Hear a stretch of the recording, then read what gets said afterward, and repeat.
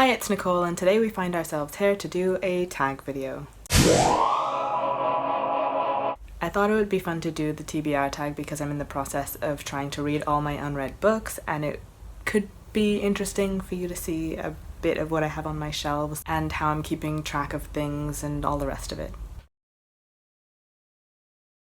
For me, that's really easy. In 2016 I made a list in my bullet journal of all of the unread books that I had, and then as I was getting through that list I started crossing off books that I just wasn't even interested in starting, and then those books I just gave to the charity shop without even bothering to read them. But that list has sort of changed recently as I've acquired some more books and I've read some of the books that were on that list. I've given away other books that were on that list, so I made a new list that is much more accurate. I have noted on that list books that I think I might just give away without reading, and books that are in French, because I always want to be reading at least one French book, so it's nice to make a note of which ones those are so I can just quickly go to them when I finish the French book that I'm currently reading.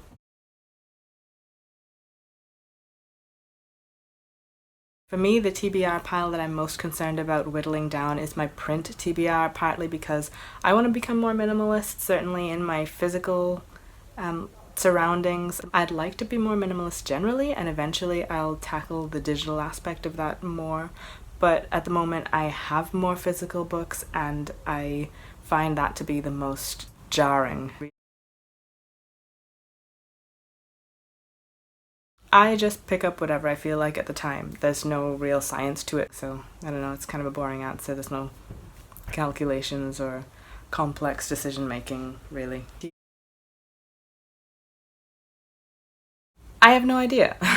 Probably most of them have been on my TBR for years. Which one first? I have no idea. No idea at all. Yeah. Possibly the Welsh fairy book that I've had for over 6 years now, I think. Or How Mumbo-Jumbo Conquered the World by Wheen. And the reason this is on my TBR, I'm kind of unsure whether or not I should keep it on my TBR, and that's because after I finished uni I bought a book for each of my lecturers, and that one I didn't get to give to my lecturer at the end of the year. I just didn't run into him, so I ended up stuck with this book that I wrote a message in the cover of, and I kind of didn't want to just donate it because it has something written in the cover, but then I don't know, maybe people wouldn't be bothered that that's in there and they would still want to have it. But I think what I might do, because I think that lecturer still works at the uni that I went to, so I might just, after all of this COVID-19 stuff is finished, I might just post the book to the uni addressed to him, and maybe he'll get it, maybe he won't. Or I might just read the book myself. I don't know. This one, Starting Point by Hayao Miyazaki. I really love all of the Ghibli films, and I'm curious to know more about Hayao Miyazaki, so this I think is the first part of his memoir series, duology thing. I don't know what you'd call it, but there's this book and then there's Turning Point after this. I've wanted this book for years, but I'm trying recently to buy more books from either my independent bookshops or secondhand. I don't buy books on Amazon for reasons, so that was making it more difficult to find, and I eventually came across this secondhand and thought it would be better to just buy it and then eventually get to reading it, even though I wasn't planning on reading it when I bought it. But I'm happy to make exceptions like that and buy books that are hard to find, knowing that I will eventually get to them. I think in future, if the book is really easy to get, I probably won't just buy it thinking that eventually I'll read it.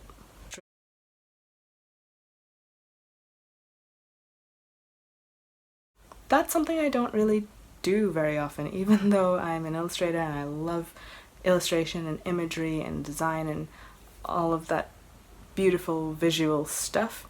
I don't really buy books just because of their covers. It's very rare that I do that. I can't even think of a single instance where I've done that.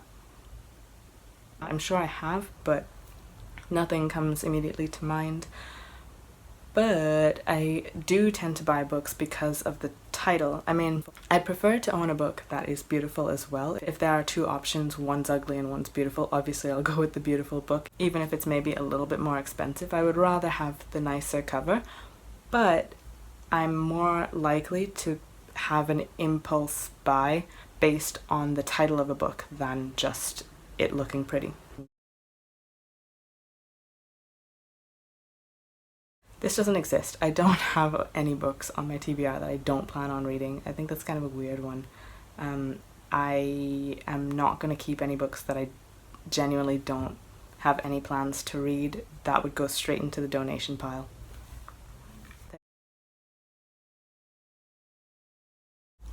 I don't get ARCs or anything like that. I don't use Idlewise, and I haven't used...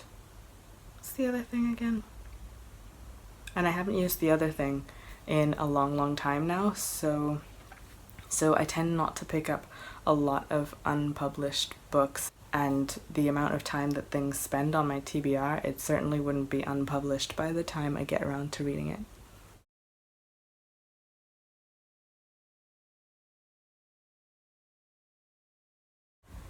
That's probably everything on my TBR, to be honest. But I think probably the two books that would really hit that mark are Persuasion by Jane Austen. I have never read a single Jane Austen book in my life, and Persuasion is going to be my first. Why? Because I've already watched and loved the BBC miniseries for Pride and Prejudice with Hugh, whatever his name is, Hugh Grant, I think, and the lady.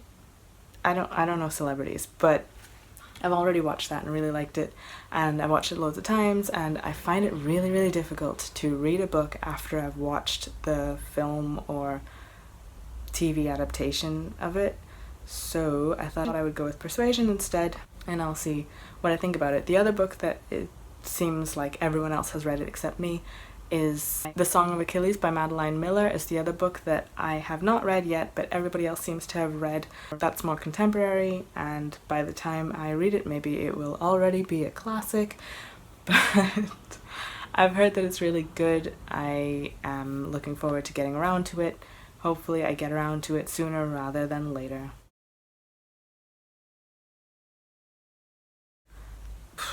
I mean, I don't know, I feel like I don't really get that many recommendations, and people generally don't seem to recommend the same book to me, and I've been told that my reading tastes are very eclectic, so maybe that's why, where lots of different people are recommending lots of different types of book to me, whereas maybe if I just liked one genre, more people would recommend the same types of books to me. I don't know. But when I told people that I was reading East of Eden, loads of people were saying that it was their favorite book and they really loved it and they think I'll love it and all of that stuff. So maybe I'll just say East of Eden for this one, even though I had already started reading it before people recommended it and indicated that they thought I should continue reading it. I don't know. I mean, I could easily just say all of them, because I am excited to read all of them. The reason that any of these are still on my TBR and not in my donation pile is because I really intend to read them, and I'm excited about them for different reasons.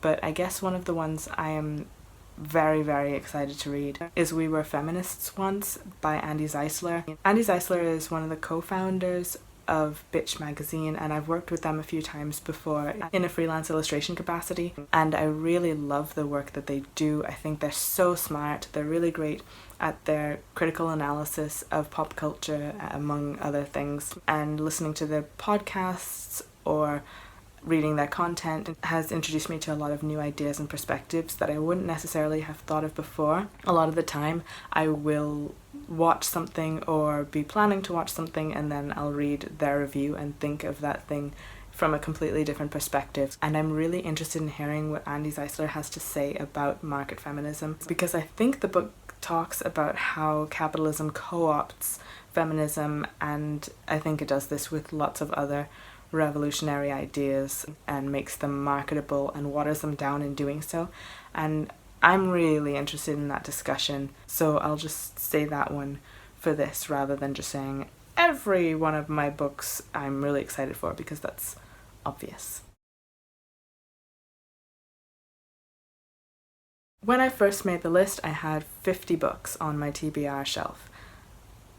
Actually 54, but 4 of those I decided I'm gonna just donate without even reading. I got through 5 books from my TBR in April, and that's partly because they were super short books, all of them around 50 pages or even less. And the reason I did that is because I figured if I can get some of these short books out of the way, it will not only be motivating, but it will mean that a lot of these bitty books are out of the way.